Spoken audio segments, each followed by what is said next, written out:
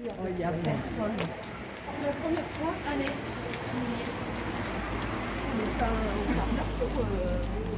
Même pas.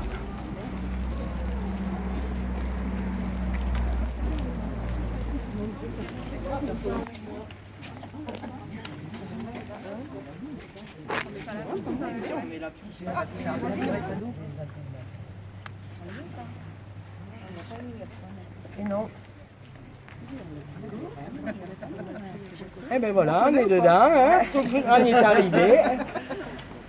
Bon, faut dire que c'est une petite action pacifique.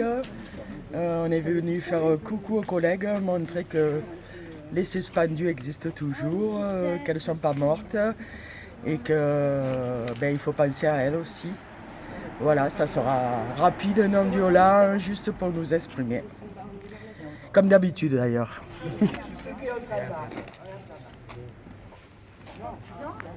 On fait juste. Mais on n'a pas pour longtemps, 5 minutes. On n'est pas des violents, ils font juste leur petit truc et on s'en va. Vous voulez qu'on vous prenne en otage? Un peu toute la solidarité, hein, franchement. Après, le savoir. On y va? Allez. Alors, tout d'abord, présentons-nous. Marina, Angélique, Sandrine, Marion, Virginie, Myriam, Alice, Elodie, Atika, Cyril, Natacha, Nathalie, Céline, Christelle, Valérie, Nicolas, Marie-Jo, Amaria, Julie, Béa, Brigitte, et vous l'aurez compris, la liste est encore longue. Nous travaillons au centre hospitalier intercommunal Aix-en-Provence-Pertuis et nous sommes tous suspendus depuis le 15 septembre 2021. Nous sommes personnels hospitaliers, agents paramédicaux ou soignants, tous investis, bienveillants et avons en commun une véritable vocation pour nos métiers. Nous avons toujours assumé nos vacations avec engagement, sécurité et connaissance de nos professions. Aujourd'hui, nous nous retrouvons dans une situation de grande précarité, morale et financière, car nous nous voyons privés de salaire, d'exercer nos métiers que nous aimons tant faire, dans l'incapacité de subvenir à nos besoins et à ceux de nos familles, et dans l'incapacité d'honorer nos factures. Nous sommes punis alors que nous avons vécu nombreuses situations difficiles et soigné diverses maladies au cours de nos carrières respectives, dont la crise sanitaire du Covid. Nous avons travaillé dès le début de cette crise avec peu de moyens pour nous protéger et protéger nos patients. La peur au ventre pour eux, nous et nos familles.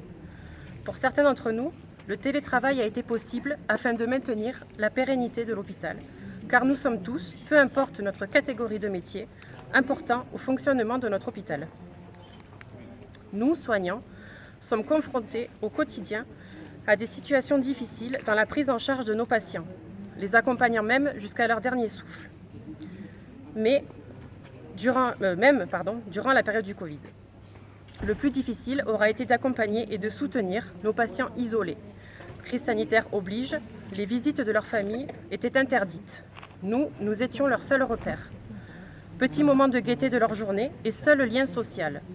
Nous avons accompagné nos patients avec dignité jusqu'à leur dernier souffle, avec pour seul visage familier celui des soignants présents et dévoués. Nous avons travaillé sans, puis avec des masques. Sans, puis avec des lunettes de protection. Sans, puis avec des charlottes. Certains de nos collègues allant jusqu'à avoir une perte de leurs cheveux due à l'utilisation ininterrompue de celles-ci. Nous avons aussi travaillé avec des solutions hydroalcooliques rationnées, car pénurie. Des surblouses de très mauvaise qualité. Nous avons vu nos collègues être contaminés, et même certains et certaines d'entre nous. Alors contaminés, on nous demandait de continuer de travailler pour assurer la continuité des soins. Et nous avons répondu présent durant toute cette crise et tout au long de notre carrière. Les métiers de la santé ont toujours eu la réputation d'être des glandeurs, payés à boire du café toute la journée en pause pour torcher des culs, faire piqûres et pansements. Covid a eu l'utilité de mettre en plein phare nos métiers. Nous étions personnel prioritaire, file d'attente de magasin, nous pouvions présenter notre badge et on nous ouvrait une caisse. Mais ça a aussi mis en lumière nos manques de moyens depuis tellement d'années. Nous avons été applaudis, avons reçu cadeaux, repas, gâteaux, un peu de reconnaissance financière grâce à un Ségur de la santé, où le gouvernement n'a pas souhaité donner ce que les syndicats et le personnel réclamaient. Bref, nous étions des héros. Aujourd'hui, nous sommes suspendus, car nous, acteurs au quotidien dans nos services, savons que ce vaccin, que nous qualifierons plutôt d'injection, ne protège absolument pas contre la maladie et pire encore, n'empêche pas sa propagation. Depuis le 7 août 2021, nous travaillons avec un test PCR ou antigénique négatif avant chaque prise de poste et pour une durée de 72 heures, afin de prouver que nous ne sommes pas contagieux. Nos collègues injectés, juste parce qu'ils répondent à un schéma vaccinal complet, n'ont pas à montrer patte blanche comme nous devions le faire. Aussi, nous nous posons des questions.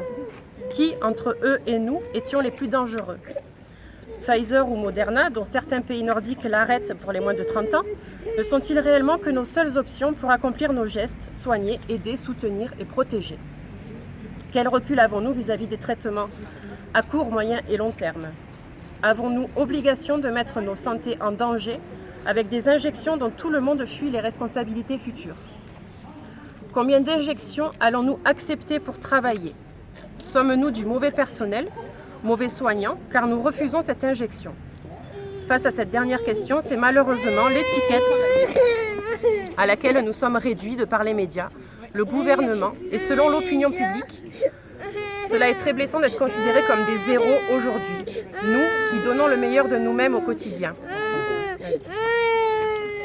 Notre propre direction fuit le dialogue et nous traite comme des criminels, alors que jusqu'au 14 septembre 2021, juste en présentant notre test négatif, nous étions toujours considérés comme d'excellentes soignantes. Que s'est-il passé dans la nuit pour que nous soyons considérés ainsi le 15 ? Cela fait donc des semaines et aujourd'hui un peu plus d'un mois que, comme nous l'avons expliqué, nous sommes démunis, seuls et en grande précarité, car nous sommes privés de salaire pour une injection que nous refusons et où nous ne sommes pas plus dangereux que nos collègues, toujours en fonction, vaccinés pour la plupart par force et crainte du sans-salaire, plutôt que par conviction en ces pseudo-vaccins. Nous ne sommes ni anti-vaccins, ni révolutionnaires, ni complotistes. Nous voulons simplement être réintégrés pour nos métiers, nos salaires, nos familles, qui vivent de sombres périodes avec nous. Je vous rappelle, nous avons fait la manche avec nos collègues, sous les yeux de nos enfants. Et enfin, nous demandons la réintégration pour la population. Combien de lits supprimés pour pallier au manque de personnel ? Nous réclamons le droit d'avoir le choix en des traitements fiables. Merci d'avoir pris le temps de nous écouter ou de nous regarder via Sur le Vif, qui nous permet au quotidien de nous faire entendre. Merci à tous ceux qui nous soutiennent. Nous ne vous remercierons jamais assez d'être là pour nous. Nous espérons simplement que le SOS d'un personnel soignant en détresse sera entendu. Merci.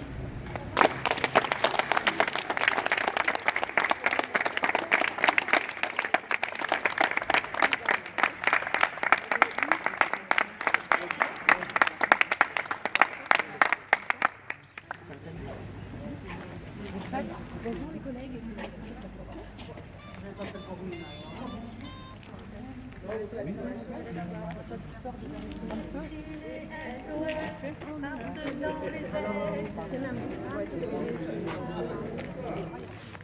Ici. Oui, ça fait un... Après non. Moi je fais l'eau.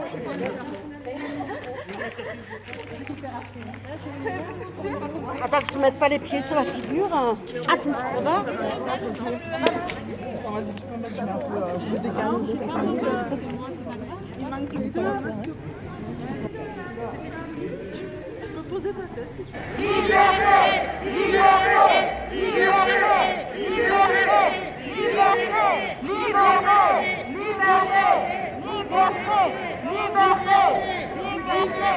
SOS!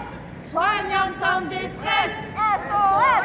Soignante en détresse! SOS! Soignante en détresse! SOS! Soignante en détresse! SOS! Soignante en détresse! SOS! Soignante en détresse! SOS! Soignante en détresse! SOS! Soignante en détresse! Donc c'est injuste ce qui se passe. S'il vous plaît, ébruitez-les, parlez-en à vos collègues, à vos familles. Dans Pertuis, il faut qu'on se rallie. Il faut qu'on soit tous ensemble. Regardez la Martinique, la Guadeloupe, ils ont gagné. Ils ont gagné. Vous en attend quoi?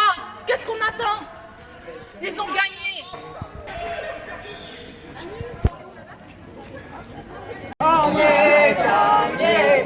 On a gagné. On est entré. On a gagné. On est entré.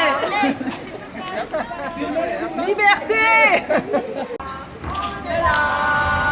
On est là. Même si Macron ne veut pas, nous on est là. Pour l'honneur des travailleurs et pour un monde meilleur. Même si Macron ne veut pas, nous on est là. On est là. On est là. Même si Macron ne veut pas, on est là. Pour l'honneur des travailleurs et pour un monde meilleur. Même si Macron ne veut pas, nous on est là. On est là. On est là plus que jamais. Et on a la base.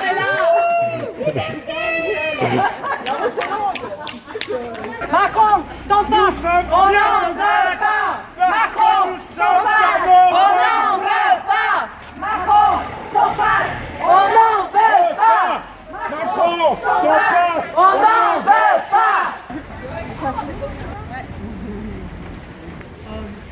Ouais, là, elle craque à la dame.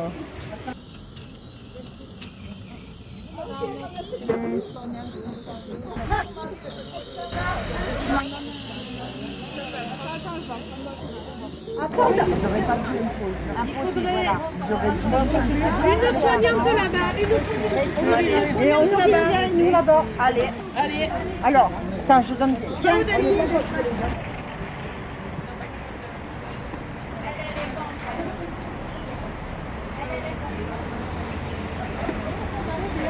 Tu vas pas ramener mon beau-frère avec toi? Tu vas pas ramener mon beau-frère avec toi? Bon, je vous paye pas pour rien faire, distribuez un peu là. Puis on a les caisses, il faut les remplir ces caisses. Regardez ces pauvres filles, elles n'ont plus rien. Elles ont des familles à nourrir, elles ont des crédits, elles ont des loyers, elles ont toutes les charges. Et puis un sou. Madame, elle m'a dit c'est pas grave, si c'est quand même suspendu, elle m'a dit au revoir. Merci du soutien. Vous n'en avez pas fait beaucoup des phrases. Si, on a séparé, on a fait ça.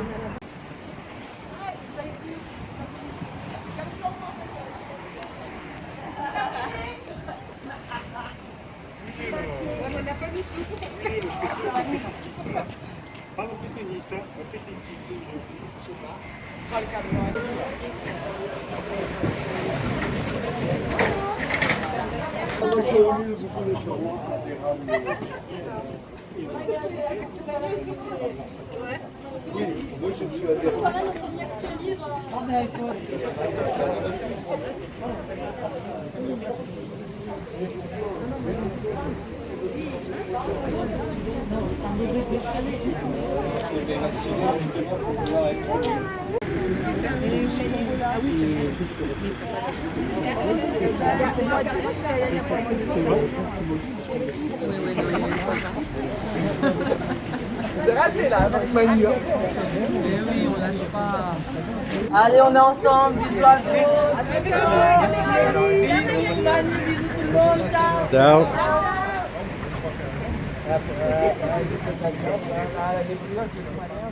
Les soignantes du CHIAP, Centre hospitalier intercommunal d'Aix-Pertuis, ainsi que de Manosque ou Montperrin, pensent et réalisent des actions visant à sensibiliser les populations au sujet de leur situation. En effet, depuis le 15 septembre 2021, elles et tous les personnels n'ayant pas accepté l'injonction d'injection du vaccin anti-Covid ont vu leur contrat suspendu et se retrouvent depuis sans salaire, sans revenu aucun. N'ayant pas la possibilité de postuler à un autre travail, car liés par leur statut de fonctionnaire, sans capacité d'accéder par ailleurs à des indemnités chômage, ces soignantes combatives doivent se résoudre à alerter les citoyens et les administrations quant à leur situation plus que délicate. L'action de ce jour visait la direction et les collègues de travail de l'hôpital, ainsi que les clients de la grande surface commerciale de Pertuis.